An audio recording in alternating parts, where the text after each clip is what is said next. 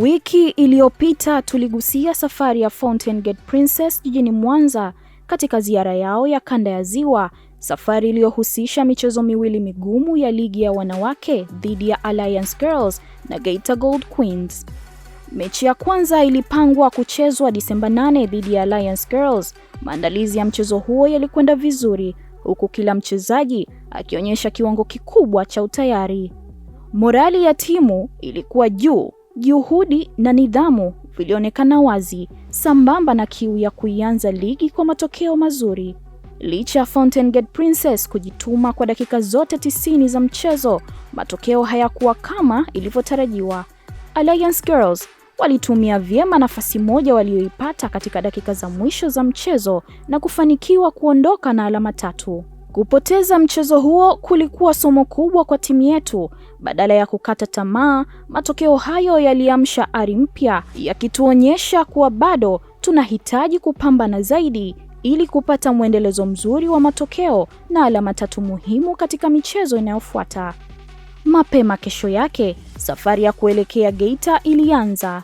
Lengo lilikuwa moja tu, kurekebisha makosa yaliyotokea kwenye mchezo uliopita na kuonyesha mabadiliko hayo kwa vitendo ndani ya dakika 90 za mchezo ujao. Timu iliwasili salama mkoani Geita na kuendelea na maandalizi kulingana na ratiba na maelekezo ya benchi la ufundi. Kila kitu kilifanyika kwa umakini mkubwa ili kuhakikisha timu ipo tayari kimwili na kiakili. Siku ya mchezo ilipoadia, timu iliwasili uwanjani mapema sana kutokana na hali ya hewa iliyokuwa na mvua kubwa katika maeneo mengi. Licha ya changamoto ya hali ya hewa, morali ya wachezaji ilikuwa juu, kila mmoja akiwa na imani kwa siku hiyo hatupotezi mchezo na lazima tuchukue alama 3.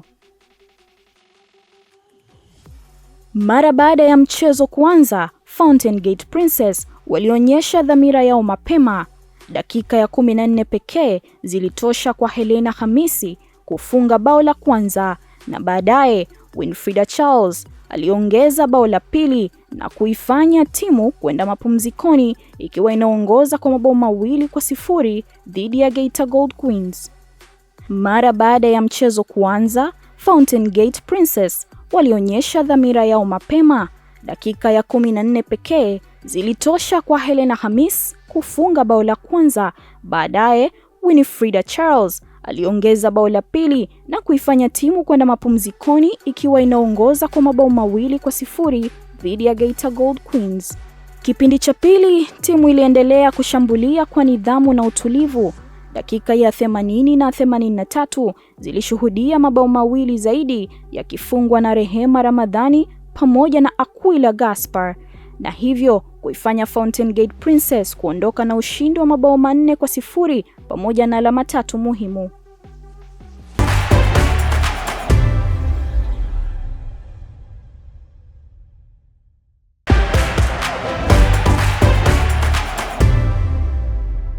Wiki hii, kocha mdogo Musa Kisuda, ambaye ni kocha wa timu yetu ya Under 20, ametoa darasa maalum la soka kwa watoto.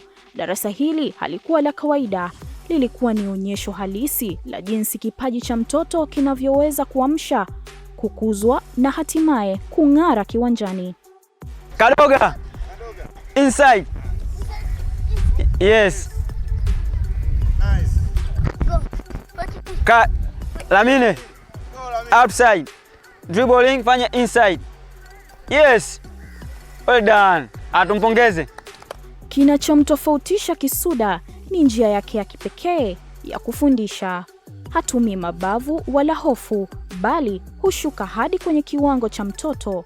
Hucheza nao, hucheka nao na kuwafanya wapende soka kwa moyo wote. Unapenda mechi? Nyie hampendi mechi bana. Kumbe nyie mnapenda mazoezi eh? Mnataka mechi eh? Mnataka mechi?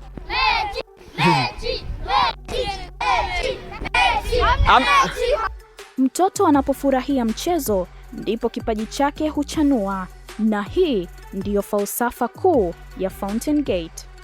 Mtu ili tuweze tukacheze mechi, kila mtu anaoneshe outside dribbling, ambaye afanye acheze nini?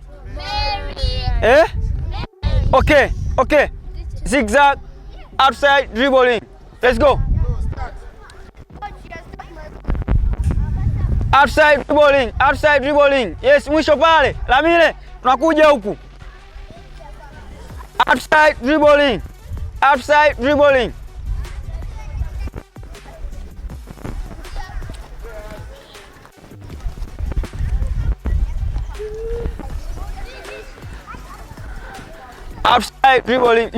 Modric. Taka ufanye outside dribbling. Yes. Kwa upande wa wazazi, jambo la kufurahisha zaidi ni kuwaona watoto wakielewana kwa urahisi, wakifuata maelekezo kwa lugha moja ya soka. Nidhamu inaonekana wazi, ujasiri unaongezeka kila siku, na maendeleo yao yanaonekana si tu kiwanjani bali pia kitabia. Hapa hatujengi wachezaji pekee, bali tunajenga tabia, kujiamini na mshikamano.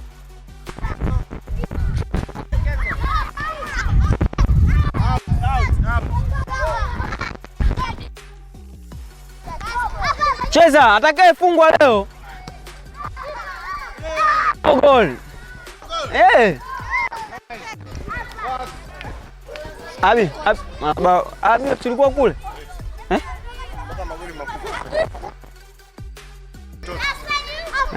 Abi ulikuwa wapi? Si umecheza kule? Nenda pale kashika mpira kule ka dribble kwanza peke yako afu uje hapa. Mpira huu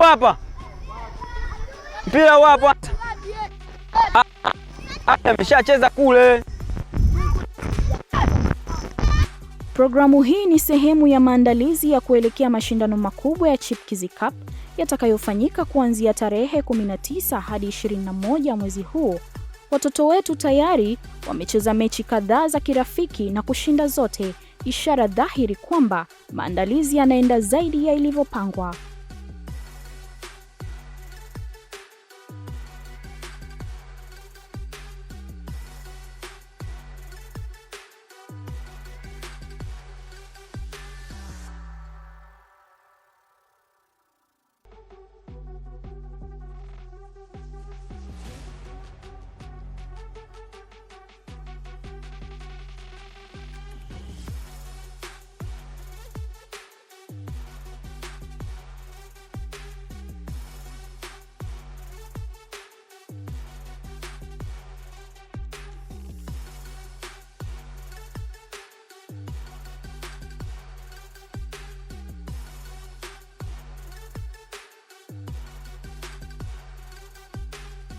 Kadri siku zinavyosonga, picha ya ushahidi inaanza kuonekana. Uwezo wa watoto unaendelea kuangaza, ari inaongezeka na ndoto zao zinaonekana kuwa karibu kutimia. Kwetu sisi, Chipkizi Cup 2025 si mashindano tu, bali ni jukwaa la kuonyesha matunda ya kazi kubwa inayofanywa kila siku ndani ya Fountain Gate.